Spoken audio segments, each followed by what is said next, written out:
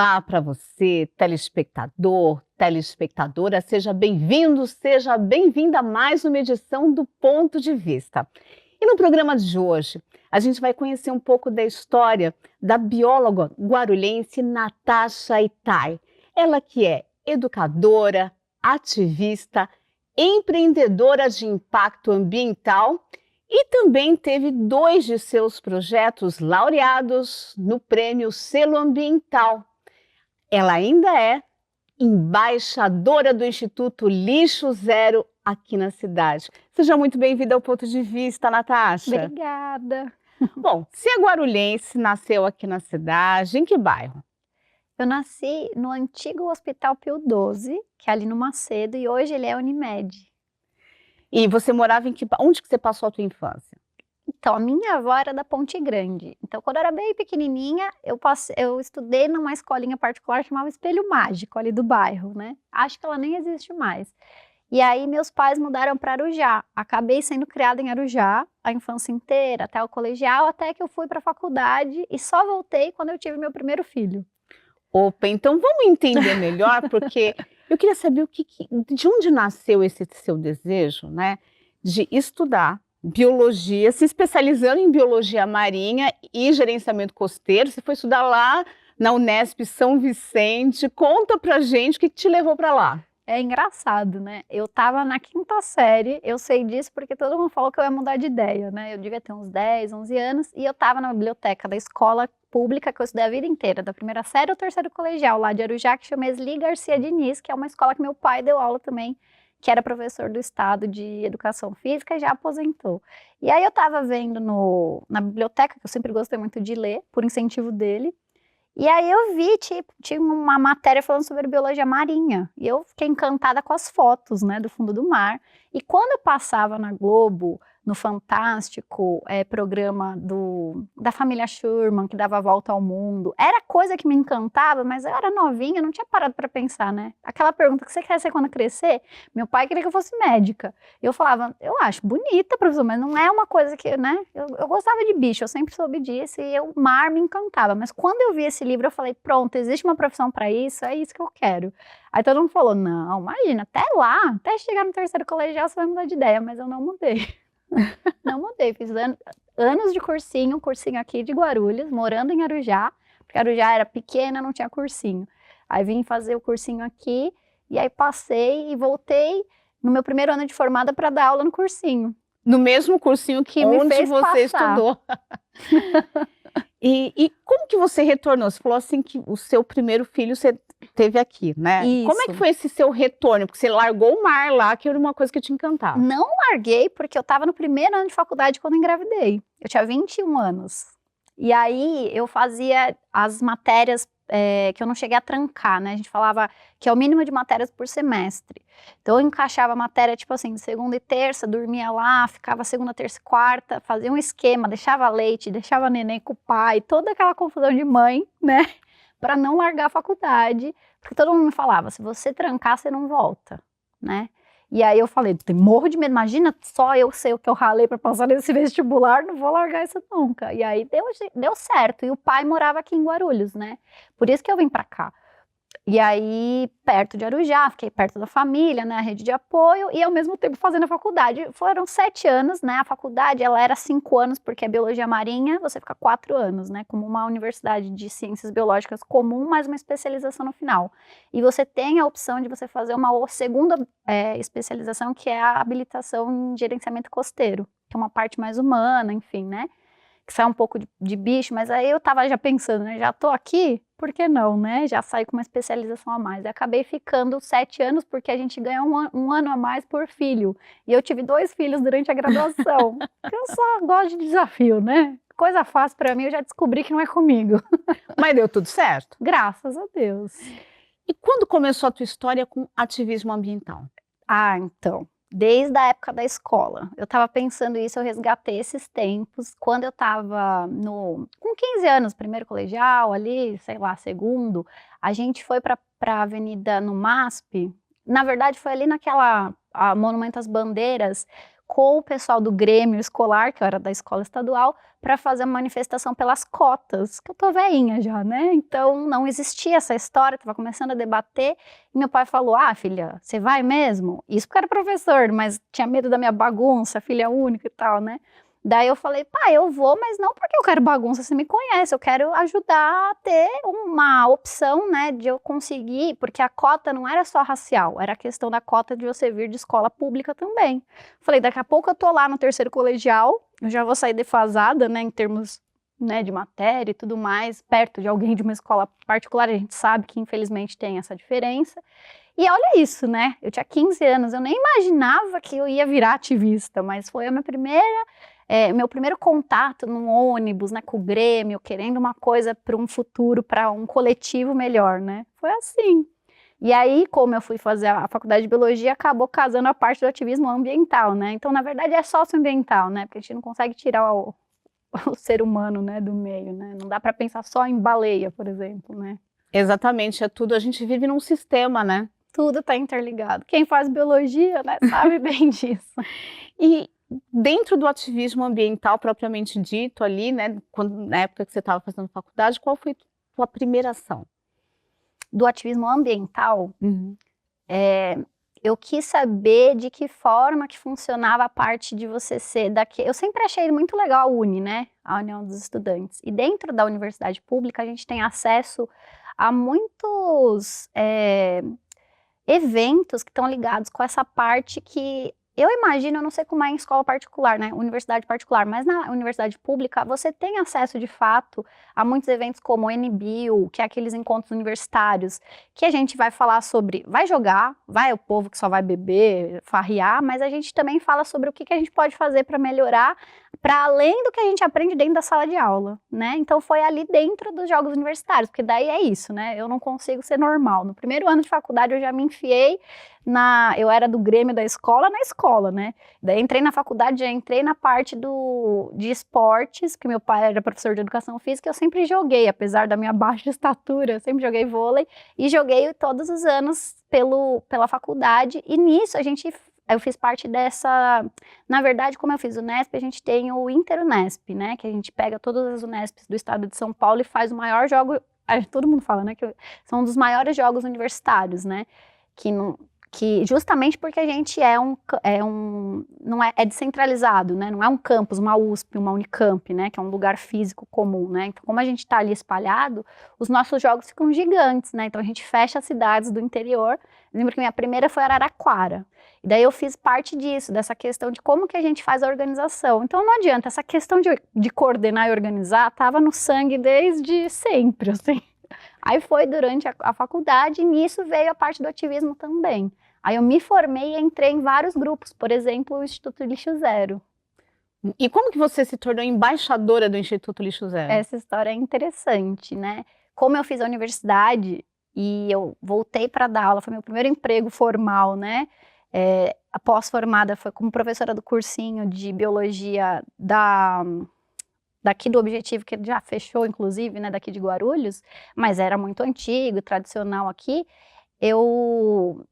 No meu primeiro ano, já fui ousada. Eu falei pro dono do Objetivo, eu falei assim, eu poderia fazer um convite para levar os alunos num encontro Lixo Zero internacional, que vai ter vários palestrantes internacionais, e eu imagino que vai ser muito agregador para o dia do vestibular deles, que eles vão aprender várias coisas, a gente tem um alojamento de graça, a gente só precisa resolver a questão do ônibus. Vocês me ajudam? Nossa, na hora o dono do cursinho, muito querido, ele falou, ajudo sim. Ele deu todas as coisas que tinha no porão, a gente vendeu, né, os papéis, um monte de coisa lá para uma recicladora, e aí a gente reverteu isso para os alunos que eram todos alunos de escola pública, que muitos nunca tinham visto o mar, já viram logo Florianópolis, já foi assim maravilhoso, foi muito legal. A gente ficou o ano inteiro fazendo uma campanha para conseguir arrecadar o dinheiro para levar o ônibus. Aí eu levei 45 alunos de escolas públicas, vieram alunos da escola que eu estudei, eu fiz questão de trazer lá de Arujá, eu falei para o meu pai me ajudar a pegar os melhores alunos, os mais interessados, alguma coisa assim, e os alunos interessados do cursinho daqui. Daí a gente foi, daí o dono ficou, o presidente, que chama Rodrigo Sabatini, do Instituto Lixo Zero, falou, menina, você é maluca, não quer trabalhar comigo? Aí foi assim que começou. Ele me convidou dessa forma. E você coordena eventos todo ano para o Lixo Zero? Como é que é o teu trabalho? Como foi o teu trabalho, vencendo o seu trabalho pós essa primeira experiência em Santa Catarina? Como eu estou trabalhando com eventos, os eventos acabam sendo todos Lixo Zero. Então, isso que entrou a parte de ser embaixadora Lixo Zero nos eventos. Então, tá tudo conectado nesse sentido, né? Então, todos os eventos que eu vou fazer, a gente acaba fazendo a gestão de resíduos, que é isso, uma das premissas de você ser um embaixador Lixo Zero, é de você passar adiante essa mensagem, né, da gente tomar cuidado com os resíduos, né, alocar no lugar correto, reciclar e etc. E falando em resíduos sólidos, você também resolveu empreender e ter impacto ambiental com esse empreendimento, né? Justamente que começou com a recicla vertical, né, para lidar ali com lixos de condomínio. Mas explica para a gente qual que é a atuação, né, da empresa, que agora mudou de nome, né, agora é Reverta Ambiental. Explica para a gente qual foi a ideia inicial e como surgiu essa ideia de trabalhar com condomínio. Então, eu morava num condomínio de 5 torres aqui de Guarulhos, né, o Jardim das Flores, e eu comecei a fazer conta quando eu tive minha segunda filha e estava no final da minha faculdade, né, no meu último ano de faculdade. E aí eu fiquei fazendo conta, porque a gente tem aquele dado de que cada pessoa gera 1 quilo de lixo por dia, e daí você tem 365 dias no ano, daí eu comecei a fazer conta. Se cada apartamento tem 4 pessoas na família, na média, e a gente tem 280 apartamentos, aí eu fiz conta e comecei a ficar assustada e falei, Jesus... E eu ainda coloquei mais 2 seres humanos nesse planeta para fazer mais 1 quilo cada um de lixo. Daí eu falei, vou ter que fazer alguma coisa sobre isso. Tava de mudança de síndico na época no meu condomínio, bati no ombro dele e falei assim, viu, se você for eleito, você topa a gente fazer uma gestão de resíduos aqui do condomínio? Eu tô aqui terminando a minha faculdade. Ele falou, topo, mas eu não tenho dinheiro. Eu falei, não tem problema, você vai ser meu projeto piloto. Daí a gente fez o projeto, ele foi um sucesso, eu levei ele para Nova York, inclusive. Fui uma das 5 convidadas brasileiras para um congresso que chama ISVA, é o International Solid Waste Association. E aí foi uma honra, porque eu estava junto com o pessoal da USP e tal, que estava graduando, que era mestrando, doutorando, e eu tinha lá, recém-terminado meu bacharelado, né, e só fui caruda mesmo, corajosa, mandei, meu inglês não era dos melhores, apresentei o trabalho, um pôster em inglês, enfim, foi ótimo, porque eu nunca tinha ido para fora também, né, e já fui falando que eu nem sabia, mas é isso, eu fui sem medo e deu tudo certo. Aí abri a empresa assim. E hoje, assim, como que você atua junto aos seus clientes, né? Você comentou comigo antes da gente começar a gravar, que você não tem novos clientes, não está captando clientes, mas mantém os antigos. Como que é esse trabalho? Então, a questão de não estar captando agora é que eu tive outro filho. A minha bebê está com 3 anos. Aí eu tive que pausar um pouquinho e até revi mesmo o que eu quero da empresa, né? Porque ela fez 10 anos e eu não estava conseguindo manejar com tanto projeto ao mesmo tempo, né? E aí agora eu fiz o ano passado eu fiz como se fosse um coaching, vamos dizer, mas não é, tem um outro nome. Enfim, fiz um acompanhamento de longo prazo para rever tudo, branding, o que eu vou fazer, se eu continuo com isso ou não, né? E aí a gente, conversando com ele, parecia um psicólogo. Eu falei, pronto, agora eu já sei, eu posso ter uma cartela diferente de apresentar serviços diferentes, que é o que eu já faço, mas fazer isso formalmente, né? Daí colocar mais coisas na minha empresa mesmo, né? Que eu tenho 2 quinais, que é o de educação, de dar aula particular, e a parte de arte que eu coloquei também, né? Para fazer os eventos que surgiu espontaneamente, na verdade, né?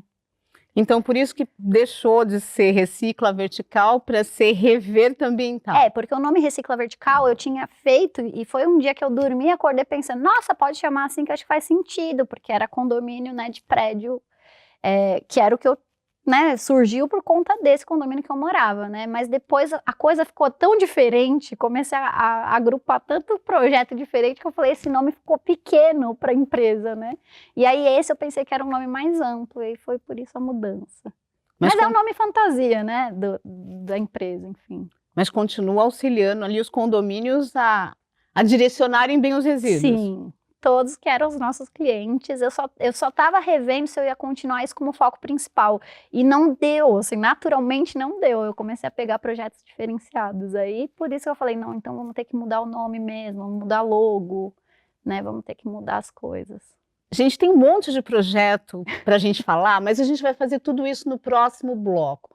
Você que está aí acompanhando a gente, não saia daí, porque tem mais Natasha e Thay no próximo bloco. Até mais.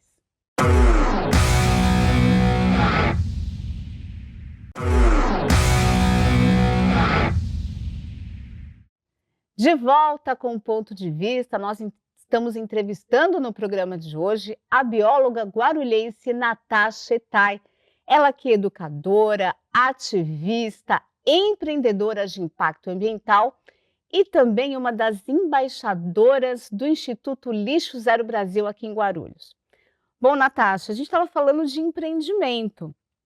A gente tem uns dados aqui do Sebrae bem interessantes que mostram aí, né, um dado do Observatório Sebrae Startup 2024, que mostram que tem hoje 408 startups de impacto ambiental. Pensar, né, ser uma empresa sustentável é uma tendência para o futuro ou não? É uma tendência de agora, pensando no futuro? Com certeza. Eu acabei de ser aceita para o que a gente chama de Vale do Silício do Brasil. Eu não conhecia até 2 anos atrás, né, que é uma cidade que chama Santa Rita do Sapucaí, de Minas. É uma cidadezinha minúscula, que teve uma pessoa que foi muito visionária, que ela fez uma escola, que é uma uma escola técnica, e aí tem um lugar lá que faz uma parte de tecnologia que chama Inatel, e aí uma vez no ano ele recebe, nessa época do ano, vai ser agora dia 31 de julho, né, até o início de agosto, acho que até dia 2, 3 ou 4 de agosto, enfim, que é um evento que chama Hackathon, né, que eles falam, vou hackear a cidade. Então eles trazem vários patrocinadores para a cidade e trazem várias atividades durante esses dias para você estar falando sobre startups de diferentes temáticas, né? Então vai ter a parte ambiental, mas tem a parte de, enfim, audiovisual, é de tudo mesmo, sabe? De todos os sentidos, de todas as linhas, cultural, né? De tecnologia mesmo e tudo mais. E aí você vê que eles, por exemplo, estão na Forbes, fizeram várias entrevistas para fora, que é uma tendência para a gente fazer a manutenção da vida na Terra, eu falo, né? Essa parte, porque eles começaram só como um evento de tecnologia, e nos 3 últimos anos, que são os que eu participo, a gente vê a área de meio ambiente crescendo, dentro dessa área de startup, dentro desse meio, né, novo, vamos dizer, tecnológico, que está aliando a inteligência artificial e tudo mais. Então você vê que ainda bem, né? Então vieram vários convidados indígenas, essa questão de buscar os povos originários para ajudar a gente a resgatar coisas aliados a essa questão de tecnologia. Eu acho isso tudo fantástico, porque eu acho de fato que a gente só vai conseguir ter um futuro possível se a gente voltar a olhar para o passado, né? E também, o que você falou, né? Batalhando para preservar nossa casa. Você também tem uma atuação importante como facilitadora da Sea Shepherd, né? Com projetos aí da área de limpeza de praias, né? Manutenção ali desse meio ambiente incrível. Então, projeto Onda Limpa e também Mutirão da Limpeza.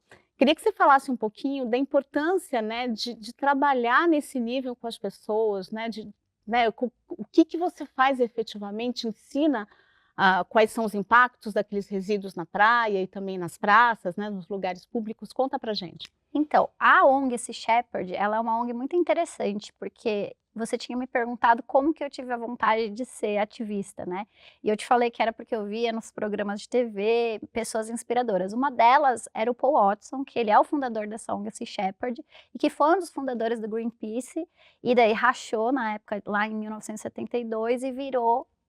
O Greenpeace continua sendo Greenpeace, com outros, né, organizadores ali na frente, e essa ONG Sea Shepherd veio naquela época ali, e ela focou mais nos animais marinhos, né? E como eu fiz biologia marinha e minha paixão era o mar, eu falei assim, como que eu vou aliar o ativismo, né, com alguma coisa palpável e não ficar só dentro da academia? Porque os meus 2 TCCs são TCCs muito bonitos, mas são difíceis de explicar, né? Porque eu fiz a bioacústica marinha de botos cinzas de Cananéia.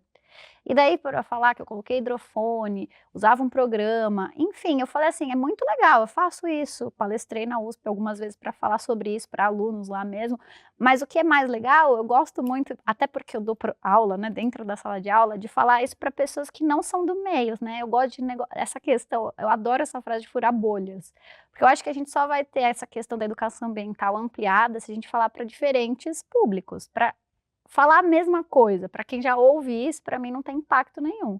Agora, você ensinar para pessoas diferentes, né, que às vezes nem estão tão interessadas assim, estão só ali passando na praia, por exemplo, e se ficam curiosas, meu Deus, que menina maluca que tá com esse saco cheio de lixo, o que que você tá fazendo? Só da gente estar ali, às vezes ela nem participou do projeto mesmo da Ondas Limpas, mas só porque a gente fez aquela pulguinha atrás da orelha, aquele sentido de falar, nossa, tem alguém que está se agachando ali 3 horas seguidas pegando a bituca de cigarro que eu joguei, então espera aí, deixa eu repensar. Isso aí para mim já é o impacto maior de todos, porque eu lembro que eu estava numa época fazendo uma matéria especial na USP e o professor falou assim: "Vocês não acham que essa coisa de mutirão de limpeza é enxugar gelo?" E muita gente critica, principalmente quem é da área ambiental, né, que tem essa coisa do ego inflado, né, "Ai, mas vai ficar fazendo isso, não adianta nada", enfim. Mas eu vou pelo lado de ser professora mesmo. A questão não é aquela história que daí vem até do Instituto Lixo Zero, que o Sabatini sempre fala, é uma pessoa por vez. Se em um mutirão eu impactei uma pessoa, essa pessoa é a corrente do bem, né? Ela vai chegar na casa dela e vai falar, nossa, eu tava lá na praia, tinha uma menina pegando bituca de cigarro, mãe, você fuma, vamos tentar não jogar a bituca numa próxima vez, para ela ter menos trabalho quando vier de novo. Para mim já valeu, né? E claro que a gente tem o pensamento de fazer, eles falam sobre a parte acadêmica, social, vamos dizer assim, né, de não ser só da academia, né, então a Sea Shepherd tem essa questão de fazer esses mutirões de limpeza, ter os dados e fazer uma ciência cidadã, né, de que não precisa você ter o conhecimento acadêmico, porque é meio difícil de ler paper, normalmente é em inglês, né, que são os artigos que vão sair ali mais especializados. E aí você jogando ali no Instagram dados impactantes, você acaba, né, sei lá, imagino que você acaba chegando em mais públicos, né, nesse sentido. Você falou de enxugar gelo e eu me lembrei dos anos 90, 80, 90, na verdade. O quanto me impactou como jovem a Operação Praia Limpa, por exemplo. Né? E a gente via mesmo as pessoas ali explicando, com saquinho, distribuía saquinho para quem estava na praia. E depois de um tempo, a gente começou realmente a ver a praia mais limpa. Então, as pessoas começaram a ter mais consciência que deveriam, né, juntar o seu lixo, Que não colocar ali custava no nada. latão, não custava nada. Né? E deixar a praia mais bonita ainda. Né? Enfim, você faz isso tanto aqui nas praias do litoral sul, né, litoral norte de São Paulo, né, como que vocês escolhem os lugares para atuar? Tanto nas praias quanto nas praças. Isso. Então, aí é assim, originalmente, né, uma das primeiras ONGs a fazer essas questões de limpeza eram mais limpezas de praia, veio lá da Europa. Quando eu estive em Nova York, eu conheci um dos criadores, né, que é do World Cleanup Day, que aqui no Brasil a gente chama de Dia Mundial da Limpeza, né, que aí tem uma empresa, é como agora uma empresa, né, que chama Limpa Brasil, que organiza um dia no ano, que esse ano vai ser no dia 20 de setembro, né, porque daí entrou no calendário, eu não sei agora se foi estadual ou nacional, mas eles conseguiram eliminar, enfim, não é nem eliminar, acho que entrou como projeto de lei para ficar uma vez no ano de você conseguir fazer um mutirão de limpeza que iniciou nas praias. Mas daí eles viram que a praia era muito limitada, ficar só na costa, né? A gente tá a quantos quilômetros da praia, né? Por isso que veio para a praça, né? A gente começou a falar, bom, e daí eles fizeram um evento na época na verdade era um movimento, né, na época que veio a Covid, para falar sobre eu cuido do meu quadrado. Então a gente pode fazer um mutirão de limpeza onde for, né, não precisa ser necessariamente na praia. A praia tinha o foco nesse sentido de você estar tirando o lixo da praia diretamente ali, mas a gente vê lixo em todo lugar, né, e aí acabou que expandiu também, e aí a gente acabou pegando tudo. Então esse projeto Ondas Limpas, ele foca na praia, e aí a gente escolhe, por exemplo, como parceiros. Eu consegui um parceiro que é uma pousada vegana em Peruíbe, que foi a última limpeza que eu fiz na praia, né? E aí, por isso que a gente escolheu. Então, a gente vai fazendo assim. Por exemplo, quando a gente ia para Ilhabela, tinha o pessoal de um bar lá da Sereia Beach, enfim, que apoiava. Então, ajudava a gente no transporte. Então, é dessa forma, entende? Que as praias são escolhidas. Ou, de repente, a pessoa mora ali, ela vira um facilitador, que para ela fica mais fácil, mais acessível. E aí, a gente vir para as praças foi a questão de estar mais próximo da gente fazer alguma coisa, por exemplo, aqui em Guarulhos. Em Guarulhos teve um projeto super importante, que é a Revolução dos Banquinhos. Começou ali numa praça, Francisco Martins Pompeu, na Vila Fátima. E eu queria que você explicasse para mim como que é esse projeto, que inclusive foi um dos seus projetos que lhe rendeu uma Laurea no selo ambiental, né, em 2023. E eu queria que você contasse para a gente como é que funciona esse. Esse projeto foi muito legal, porque foi sem querer, né? A gente acabou inscrevendo ele no selo para ganhar a Laurea, mas ele veio de um outro projeto que eu faço parte, que chama Cultive a Horta, né? Que ele foi criado dentro da UBS Vila Fátima, que é a UBS colada nessa praça. Então a gente fez a Revolução do Banquinho puxando o gancho desse projeto que a gente tem no Cultive a Horta desde 2018, que a gente tem uma composteira coletiva lá, né? E a gente também fez uma horta coletiva, enfim, é um espaço que é aberto a todos, que a gente gostaria muito que mais pessoas participassem, que são as pessoas que vão lá na UBS, né? E a gente nota que a gente ainda não conseguiu furar essa bolha, né? Ainda tá uma parte assim mais quem vai participar é quem tem mais interesse nessa área ambiental, de fato, assim, sabe? Ou já fazer a compostagem em casa, alguma coisa assim. E daí acabou que a gente foi fazer essa na praça. Por que a gente saiu de fora? Foi nesse sentido de pensar em pegar mais pessoas e para unir o Dia Mundial da Limpeza também. Então foi um evento do Dia Mundial da Limpeza, que tem essa uma vez no ano que a gente faz uma limpeza, ao mesmo tempo o mundo inteiro faz, né? E aí a gente fez nessa praça e eu quis fazer uma coisa diferente, eu não quis só fazer a limpeza. A gente fez a limpeza, teve prática de yoga, distribuição de mudas, e aí a gente também, eu chamei, acho que nessa época, 25 artistas, e cada artista pintou um banquinho. Então todos os banquinhos da praça foram pintados, e a gente democratizou a arte urbana ali, porque a gente, bom, com certeza vocês sabem, né, que vocês com certeza já tiveram vários desses entrevistados aqui, a gente tem uma parte muito rica da arte urbana aqui de Guarulhos, né? Com certeza. E esse evento ele foi repetido em outras praças? Ele foi repetido, mas ainda não oficialmente. A gente tentou fazer no Dia Mundial da Criatividade, né, World Creativity Day esse ano, mas como ficou muito em cima e ele precisa de um planejamento um pouquinho maior, a gente deixou para o ano que vem. Então, provavelmente, a gente vai fazer esse evento em outra praça ano que vem, mas a gente já fez a revitalização dessa mesma praça, né? Então, esse ano a gente revitalizou o que a gente tinha feito em 2022, que foi quando foi a Laurea. Que eu acho que a Laurea foi de 2023, né? Então, foi tanto o Cultive a Horta quanto esse projeto que receberam a Laurea No mesmo ano, a no gente mesmo subiu ano, no palco né? mais de uma vez. E qual que é a importância de ter esse reconhecimento?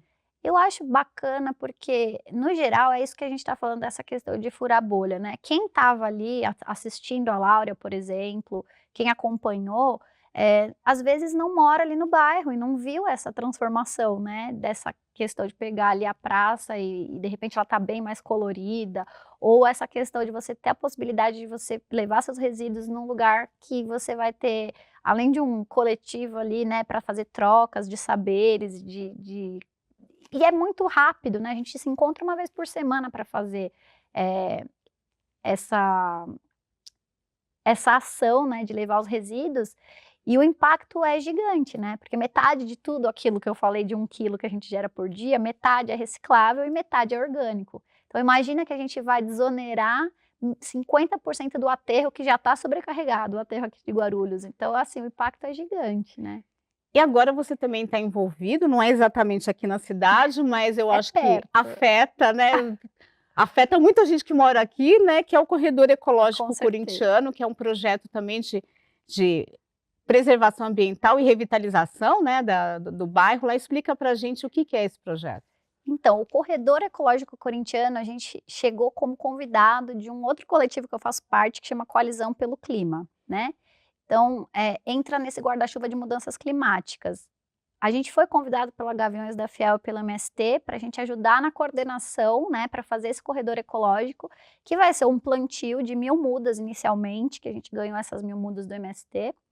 E vamos fazer desde ali da entrada que é onde fica meio que a concentração antes de começar os jogos, ali próximo à entrada do metrô Arthur Alvim, da linha vermelha, chegando, passando na frente ali da Arena do Itaquerão, chegando até o Parque do Carmo, para a gente fechar o corredor mesmo ecológico, porque quando foi feita a construção lá da Arena, ela tinha como, todos nesses grandes empreendimentos tem ataque, né, que é o termo de ajustamento de conduta, que é para você, o que você derrubou, você tem que replantar, que seja ali ou em outro lugar. De fato, aconteceu o replantio, mas morreu 90% das árvores. Então, se você for hoje, é um lugar bem desértico, o clima é quente, né? Em dia que tá sol, quem vai caminhando ali do metrô Arthur Alvim até entrar, vai entender isso que eu tô falando. E aí, todos os corintianos e a Gaviões da Fiel foi incrível, porque ela uniu todas as torcidas organizadas para no dia que a gente fez nosso primeiro mutirão de plantio, que foi agora dia 1º de junho, fez um movimento muito bonito, porque teve o pessoal que deu o churrasco, o outro pessoal que deu café da manhã, o MST mesmo ajudou com café, ou café mesmo, para o pessoal ter força para trabalhar, vieram os indígenas, então foi um evento super legal, mas pensando nesse sentido de a gente replantar para melhorar o clima, diminuir a ilha de calor, né, ainda mais porque está ali na Radial Leste, né, num lugar com muito transporte, carro, poluição. E só para finalizar, né, minha última pergunta, mas eu acho que vai ser super importante porque é o evento talvez mais importante desse ano, é um evento internacional. Você já me disse que vai para a COP30. Sim. Na tua opinião, qual que é o maior desafio nosso aqui do Brasil com relação à COP30? O que precisa ser feito do ponto de vista da preservação ambiental aqui na cidade de Guarulhos, se espalhando aí pelo Brasil? Eu acho que assim, em primeiro lugar, né, tem uma condução ali da COP na cidade que está um pouco complicada, que está recebendo várias críticas para quem está acompanhando. Mas assim, aí muita gente fala, né, quem é ambientalista fala, nem vou, porque tá para desonerar ali aquela situação, né, porque está inflado o valor de hospedagem, tem várias situações, uma questão de fazerem lá uma estrada que o pessoal não está gostando, falaram que fizeram uma árvore de plástico, mas eu penso assim, que eu acho que se a gente for ficar apontando o dedo, já tem tanta coisa errada, a gente não está precisando de mais disso, né? A gente tem que ir pelo outro caminho. O que a gente pode fazer com as nossas mãos aqui, né? Então, para a gente impactar lá na Amazônia, o que está ligado? Tudo está ligado. O oceano, por exemplo, dá 60% do oxigênio que a gente está respirando aqui agora. Então, você fala assim, vou fazer uma limpeza, não é enxugar gelo, porque tudo que a gente fizer vai impactar para o bem, né? Vai impactar para uma coisa. Então, um lixinho que eu deixei de jogar lá no oceano, ele é o regulador térmico de todas as mudanças climáticas do planeta, né? Então, assim, eu salvo os oceanos, eu salvo a vida. E o que eu posso fazer aqui? É isso, eu evitar de jogar o lixo, eu começar a fazer compostagem, é o que eu posso fazer, é aquela história, né? Pensar global e agir local. A gente tem muitas coisas e tá tudo no alcance da nossa mão. Basta a gente mudar os nossos hábitos, né? Que a gente sabe que é uma coisa difícil, né? Porque a gente joga tudo no saco preto, por exemplo, do resíduo, né? E não pensa muito na separação. Mas Guarulhos é uma cidade exemplo, né? Foi uma das primeiras a colocar em todos os bairros a coleta seletiva, né? Que agora está chegando lá em São Paulo. Então a gente é exemplo de muita coisa que foi puxada pelo movimento do coletivo Lixo Zero e a gente pode fazer nossa parte começando dentro de casa. É isso aí. Obrigada, Natasha, pelos ensinamentos, por toda essa energia de ativista que você tem. A gente agradece, né? Porque o mundo precisa. Eu que agradeço o convite, foi um prazer estar aqui. Então, gente, eu agradeço você também, telespectador, telespectadora, internauta que acompanhou esse programa com a gente. E aproveito para convidar você a assistir as próximas edições do Ponto de Vista. Até lá!